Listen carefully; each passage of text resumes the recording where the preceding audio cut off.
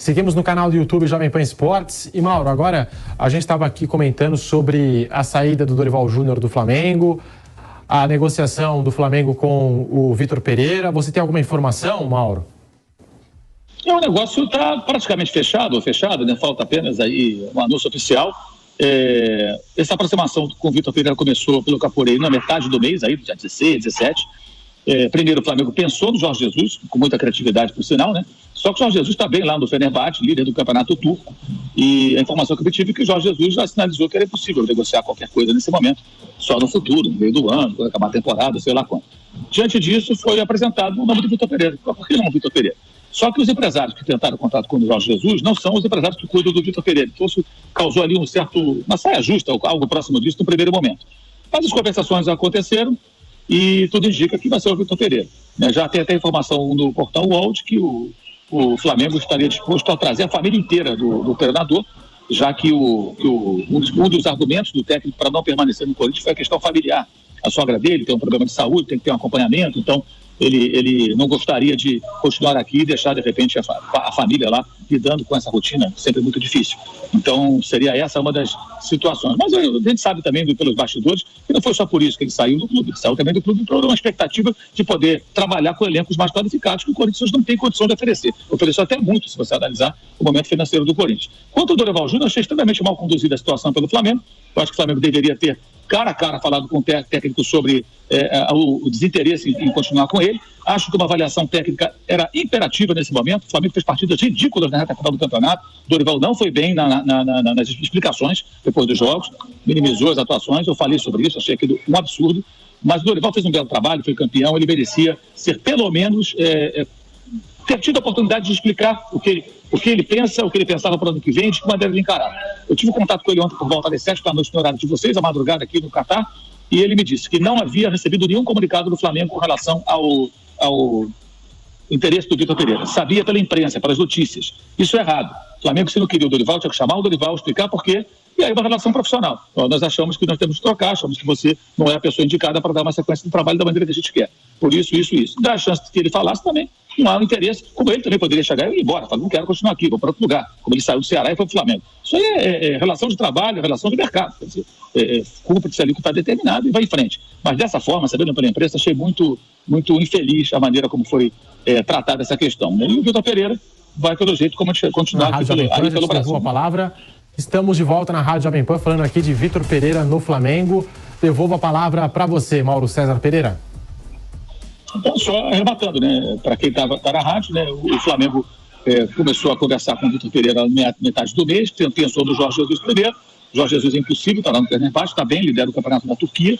E o Flamengo acabou buscando aí do Vitor Pereira, apesar de serem empresários diferentes que cuidam do Vitor Pereira e que tratam dos negócios do Jorge Jesus. Mas houve ali uma oposição, ali as pessoas conversaram e chegaram a esse acordo. Eu acho que o Flamengo deveria ter tratado o Dorival Júnior com mais respeito profissional. Achei muito errada a maneira como o clube comandou essa situação. Deveria ter conversado com o técnico, explicado as razões pelas quais eles pensam em mudanças. Eu acho até que é possível discutir isso, acho que é possível discutir sim. O desempenho do time na reta final da temporada foi muito preocupante, pensando no futuro, mas o técnico tinha que ter o direito de explicar o que ele fez, o que pensava e o que pensava para o ano que vem. E a partir daí sim, tomar algum tipo de decisão. Da maneira que foi feito, ele sabendo pela imprensa, eu acho totalmente equivocado, errado, acho que não é assim que se trata esse tipo de coisa. Cara a cara, olho no olho é muito melhor. Deveria ter sido assim. Ô Mauro, o que você acha dessa troca, Dorival pelo Vitor Pereira? E você acha que foi uma boa troca do Flamengo ou não? Eu acho que melhor do que o Dorival Júnior, né? Embora ele tenha feito um trabalho muito mediano no Corinthians. Acho que esperava mais dele. Uma das alegações é essa questão de querer jogadores com outro perfil. No Flamengo ele certamente vai ter jogadores de outro perfil e a possibilidade até de contratações. O ponto positivo é o fato de ser um técnico que conhece já o futebol brasileiro, todos os adversários, todos os times, todos os campos, todos os juízes. Ele sabe tudo como é aqui, a imprensa, a torcida, as torcidas. Conhece muitíssimo bem o elenco do Flamengo, porque ele jogou 6 vezes contra o Flamengo. 2 no Brasileiro, 2 na Libertadores, 2 na Copa do Brasil. Então ele esmiuçou e muito esse time para poder enfrentá-lo. Então ele conhece as características do time do Flamengo, imagino, com boa profundidade. Então tem condições, evidentemente, de fazer um bom trabalho. A questão toda vai passar pelo relacionamento dele com os jogadores, a maneira que ele vai encaminhar. Ele é um técnico firme. Esse elenco, parte dele, que tem uma turma que já está saindo, já saiu, né?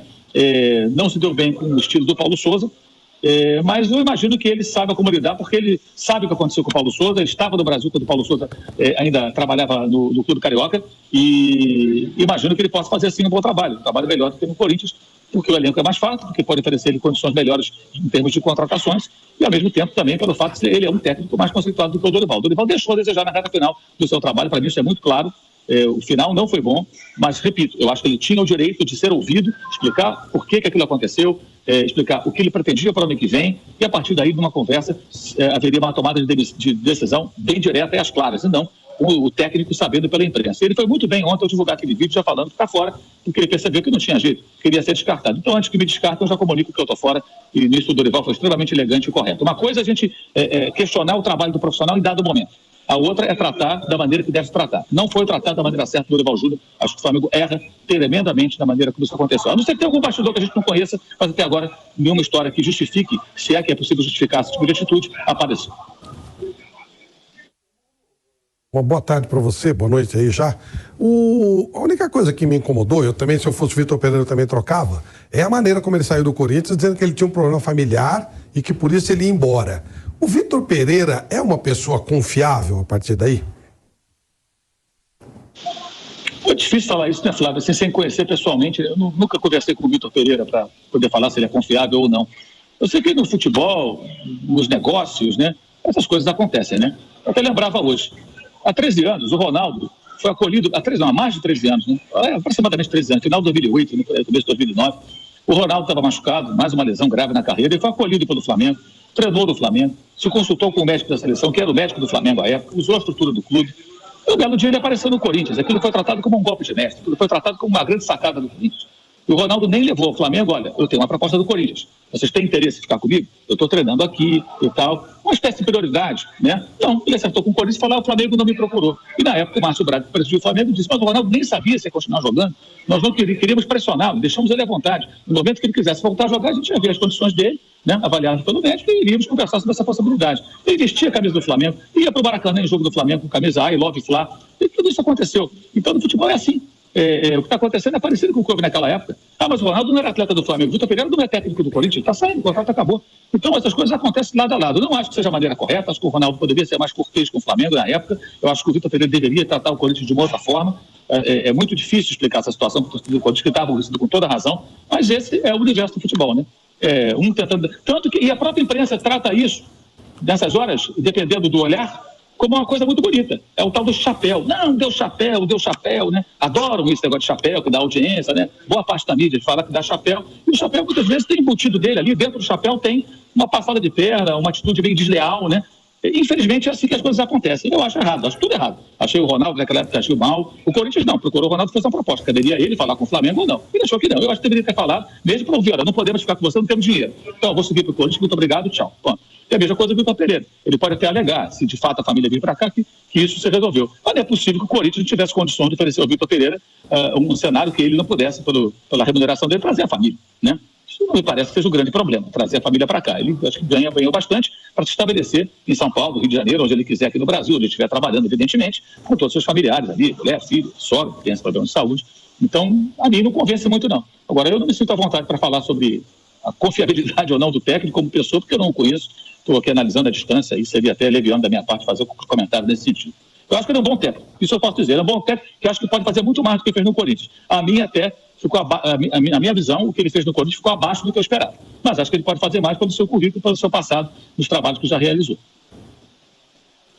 Ô, Mauro, acho que certamente o Duílio perdeu um irmão, né? Porque foi assim que ele tratou o Vitor Pereira no final. Agora, Mauro, você citou realmente esse final do trabalho do Dorival no Flamengo, depois de Dorival alcançar os grandes objetivos, ganhando Libertadores, Copa do Brasil, e aí o Flamengo praticamente deu férias para o time titular. Você não acha que essa também foi uma decisão que o técnico deve ter dividido com a direção do clube? Porque, afinal de contas, ele não tem, enfim, imagino eu, autonomia para tomar essa decisão de liberar todo mundo para prolongar esse período de férias, né? No último jogo, Piperno, contra o Avaí, os titulares voltaram, né? Certo, aqueles que estavam na Copa do Mundo, alguém que estava machucado, todo mundo jogou e o Flamengo conseguiu perder para o Avaí. Esse jogo não teve nem coletiva do técnico do Dorival Júnior, porque foi o jogo da despedida do Diego Alves e do Diego Ribas, e só eles falaram com a imprensa. Até achei um erro isso. Gostaria muito de saber o que o Dorival ele diria depois da derrota para o Avaí, que foi um vexame.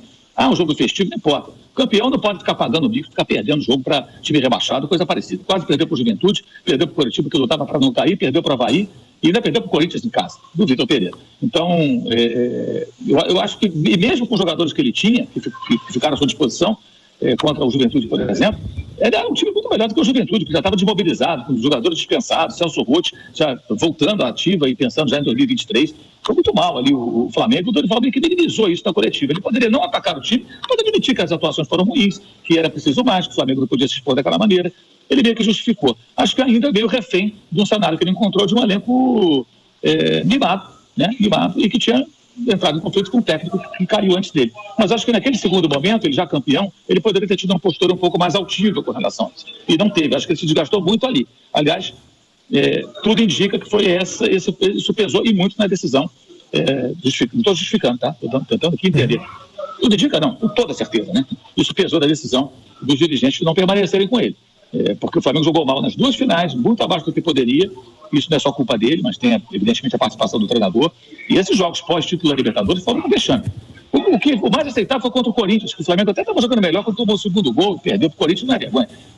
Quase perdeu para o Juventude, rebaixado, último colocado, todo desmontado. Perder para o Curitiba como perdeu, aquele pênalti do Diego Ribas, que não tinha condições mais de jogar, jogou como titular e voltou para o segundo tempo para fazer aquilo. E perder para Avaí em casa, isso é indesculpável. Não vale nada o jogo de festa. Não existe jogo de festa. Você é campeão, você tem que manter. É o que eu falei agora da seleção brasileira.